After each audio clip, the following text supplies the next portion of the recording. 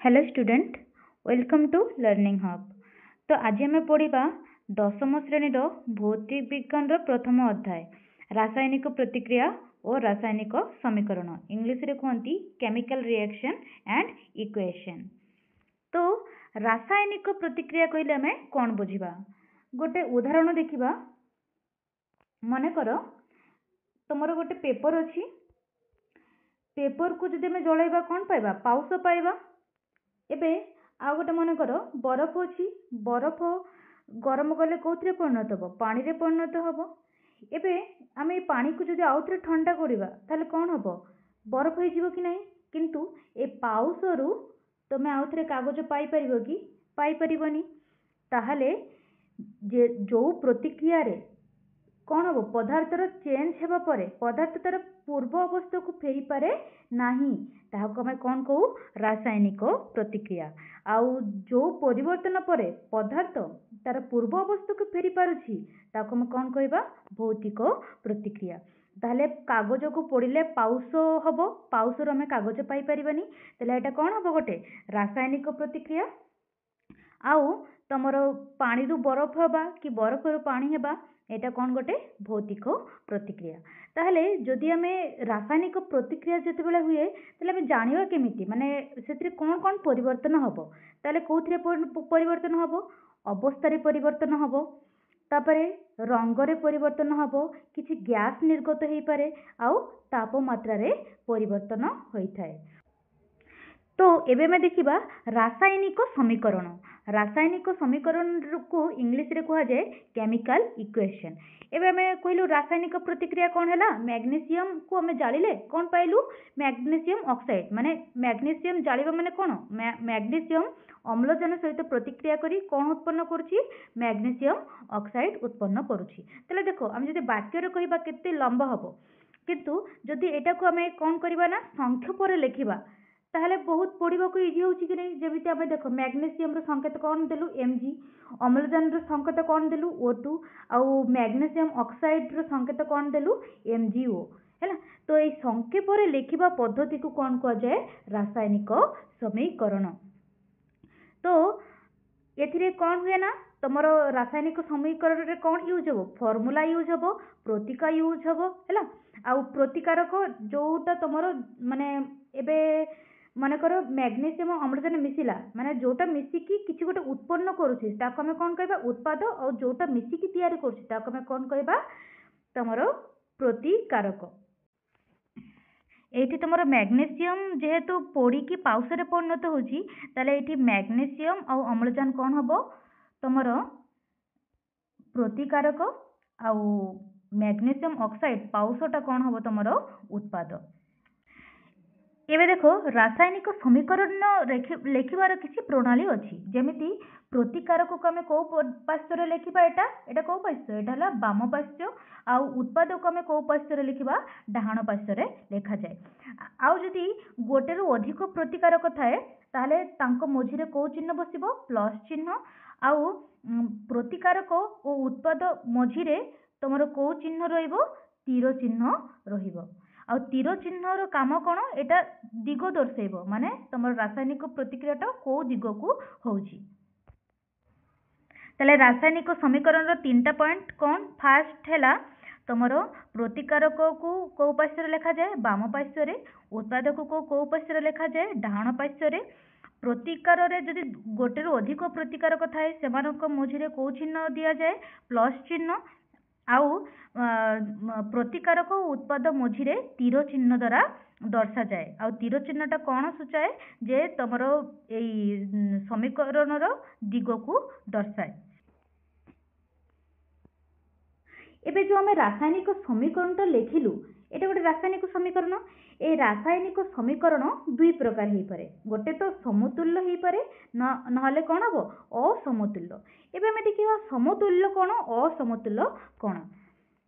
एबे तुम माने एठी देखि परथिबो एठी मैग्नीशियम केतेटा अछि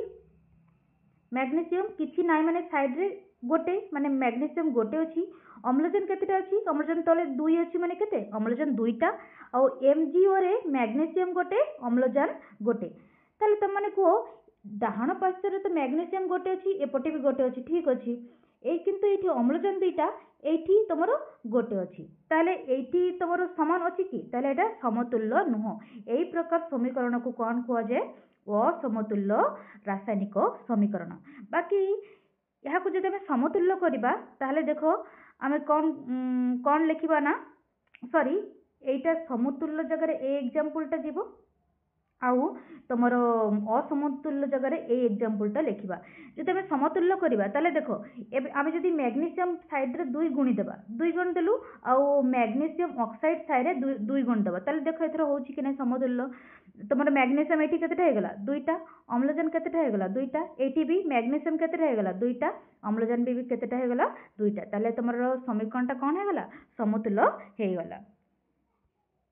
ଯେତେବେଳେ ରାସାୟନିକ ପ୍ରତିକ୍ରିୟା ହୁଏ ସେତେବେଳେ ତ ଦେଖିଲ କଲରରେ ଚେଞ୍ଜ ହେଲା ନହେଲେ କିଛି ଗ୍ୟାସ୍ ବାହାରୁଛି ନହେଲେ କିଛି ନୂତନ ଜିନିଷ ପାଉଛୁ କିନ୍ତୁ ତାର ବସ୍ତୁତ୍ୱରେ କିଛି ବି ଚେଞ୍ଜ ହୁଏ ନାହିଁ ତ ଏଇଠି ଆମେ କହିପାରିବା ରାସାୟନିକ ପ୍ରତିକ୍ରିୟାରେ ବସ୍ତୁତ୍ୱର ସୃଷ୍ଟି ନାହିଁ କି ବିନାଶ ନାହିଁ ମାନେ ଏଇଟା ଆମେ 9th କ୍ଲାସରେ ପଢିଥିଲୁ କି ନାହିଁ ବସ୍ତୁତ୍ୱ ସଂରକ୍ଷଣ ନିୟମ ମାନେ କ'ଣ ବସ୍ତୁତ୍ୱ ସମାନ ରହିବ ଏବେ ମାନେ ତମେ ଗୋଟେ ଏକ୍ସାମ୍ପଲ ନିଅ ମନେକର तो तुम गोटे केक तैयारी करिवो कौन तैयारी करिवो केक रे मने करो तुमरो गोटे केजी मैदा नेलो हाँ 4टा अंडा नेलो आउ तुमरो मने करो चीनी 200 ग्राम नेलो नेला पर गोटे केक तैयारी हैला ताले केक रे तुमरो कोन गोटे केजी मैदा रो 2 केजी मैदा हे जिवो कि हबनी कि 4टा अंडा रु 8टा अंडा हे जिवो कि हबनी कि तुम माने जो सुगर यूज करछो सेटा 200 ग्राम रु 400 ग्राम होबो कि हबनी ताहले तमे रासायनिक प्रतिक्रिया परे तमे प्रथमे तार वस्तु जति थिला तापरे भी वस्तुत्व कौन रहिबो सेटिक एका रहिबो तो एटा हला कोन वस्तुत्व संरक्षण नियम माने वस्तुर किछि सृष्टि होनी कि विनाश हो नाही तो जेतेबेले हम रासायनिक प्रतिक्रिया लेखु तार भौतिक अवस्था माने सूचा जाए जेमिति एठी हम लेखिलु Mg+O2 मिसिकी कौन बनेबो MgO तो एटा Mg टा कोन कठिन तो ता तले कौन लेखा हबो ना S लेखा हबो तो मोर अम्लजान टा कोन गोटे गैस ता तले कौन लेखा हबो ना G लेखा हबो MgO माने कोन पाउस सेटा कोन गोटे कठिन ता तले कौन लेखा हबो S लेखा हबो तो सेटा का लेखा हेछि तमर भौतिक अवस्था दर्शाइबा पई तरल पई कौन लेखा हुए L लेखा हुए L माने कोन लिक्विड रु L कठिन माने सॉलिड रु S लेखा हबो और जलीय द्रवण पई AQ माने एक्वस एपरि भाबरे तमर कोन हुए ना प्रतिकर तले भौतिक अवस्था सूचा जाए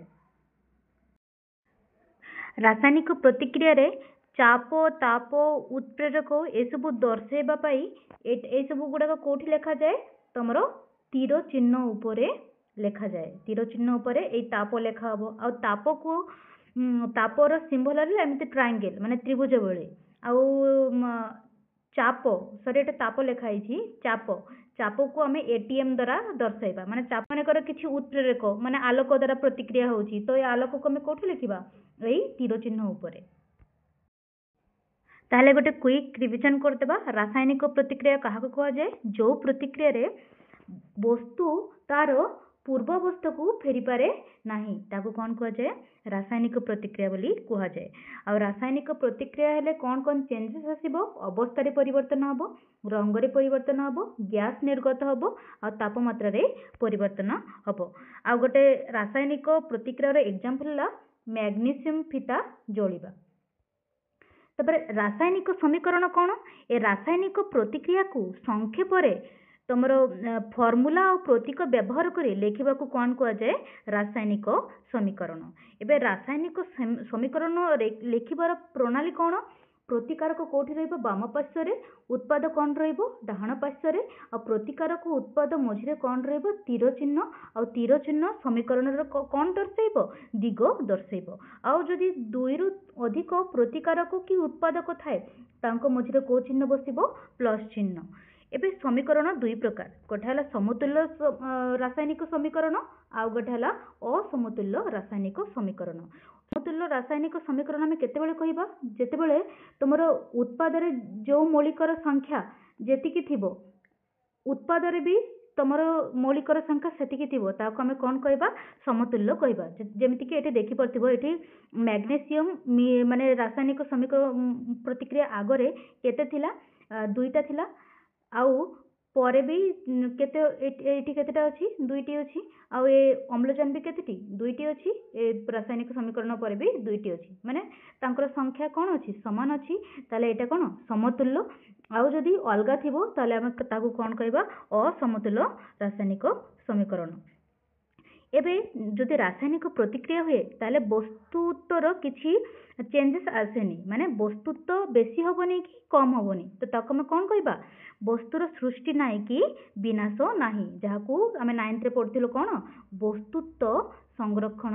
ନିୟମ ମାନେ ବସ୍ତୁତ୍ୱଟା ସଂରକ୍ଷିତ